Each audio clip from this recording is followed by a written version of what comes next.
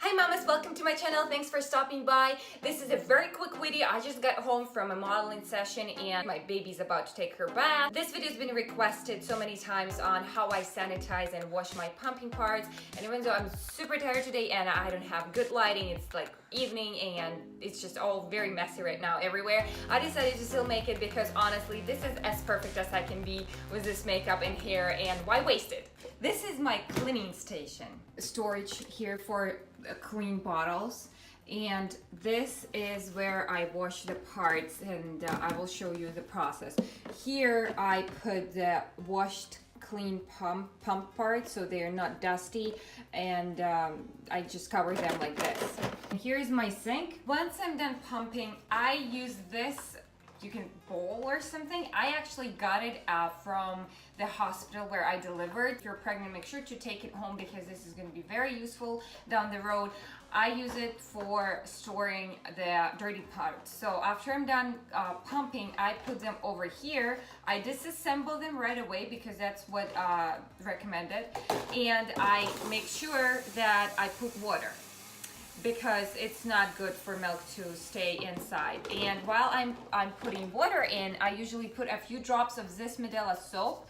1, max 2 is enough because it gets soapy so quick. So I just put it like, I just run the water and I put a few drops, and here you can see that it's pretty soapy already, so it's good enough. And if I'm not gonna be washing them right this second, they're just gonna wait for me while I'm doing something else, or if it's nighttime, I might wash them in the morning. But for the most part, I try to wash them right away, and I put the water in there and the parts in there.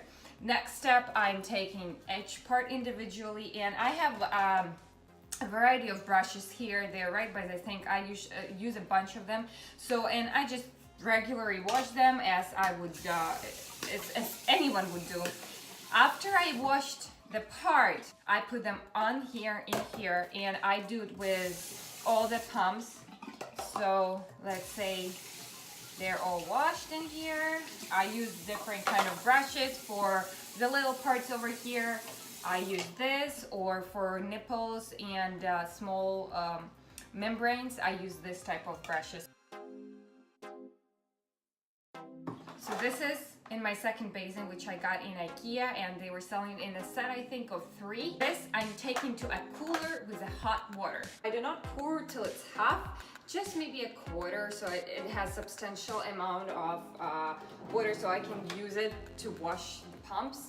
Now this part is really important. So here's my basin, and here are my parts that are washed with soap, and now I'm going to be sanitizing them by my own what I mean by sanitization. So I take each part, let's say this the pumping shield, I circle it around really well in this hot water, and then make sure that all inside is touched with the water. So after it's all washed in the hot water, I put it right over here to dry out. This is what I do with all the pumps. I circle around the pumping shield, make sure that it goes down the tube, and put it on the rack.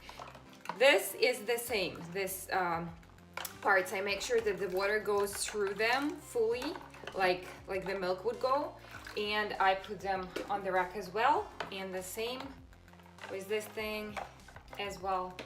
Now the membranes, even though the water is hot, make sure that you are careful, and you do have to put your hands inside, so when you take stuff out. So I put the pumps like this and make sure that the white thing is also being washed, and again take out this little thing, circle it around, and do this. That's how I sanitize the pumping parts.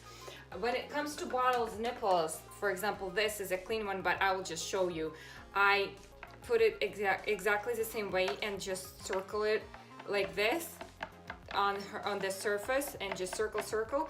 Then I lift it up and wait till the drop actually falls, so that canal where the milk is flowing is clean.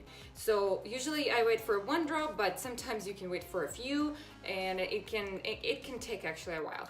And after this, I put it on the rack. So mamas, that's how I wash my parts every single time.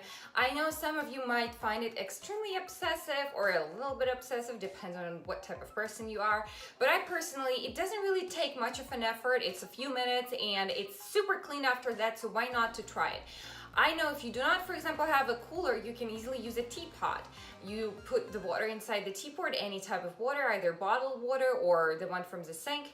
If you live in a city where it's allowed to drink water, for example, from the sink, and you just turn on your teapot, wait for the water to get hot, and you use that water, and it's going to work perfectly well if you do not have a cooler.